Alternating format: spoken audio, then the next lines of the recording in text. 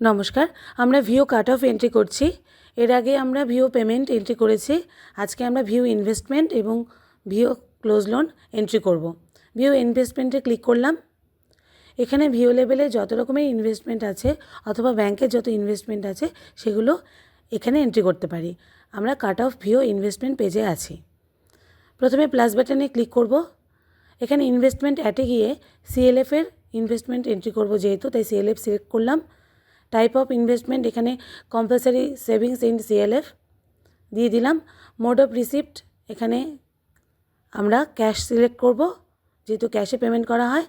এখানে ধরে নিচ্ছে একটি অ্যামাউন্ট, সেই অ্যামাউন্টটি দিয়ে আমরা সেভ করে নেব।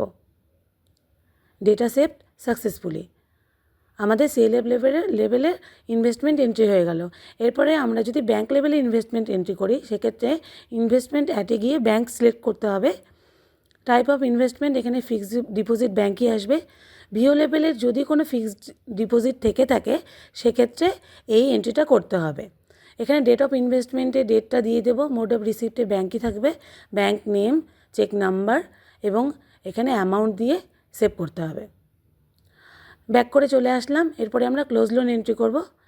ক্লোজ লোনে চলে গেলাম। এখানে যদি ভিও লেভেলের যেই লোনগুলো ক্লোজ হয়ে গেছে সেগুলো এন্ট্রি করব। প্লাস বাটনে গিয়ে সোর্স অফ লোন দিচ্ছি। এখানে সিএলএফ লেভেলের ক্লোজ লোন এন্ট্রি করব। ফান্ড সোর্স এখানে সিআইএফ দিয়ে দিলাম। নাম্বার অফ ক্লোজ লোন কত নাম্বার, সেই নাম্বার দিয়ে দিলাম। টোটাল অ্যামাউন্ট কত লাখ টাকা, 10 লাখ টাকা টাইপ করে সেভ করে নিচ্ছি। এইভাবেই আমাদের ব্যাঙ্ক ক্লোজ লোনটাকেও এন্ট্রি করতে হবে। প্লাস বাটনে গিয়ে এখানে সোর্স অফ লোন ব্যাঙ্ক করে নেব, নাম্বার অফ ক্লোজ লোন এবং টোটাল অ্যামাউন্ট এখানে দিয়ে আমরা এন্ট্রি করে নেব।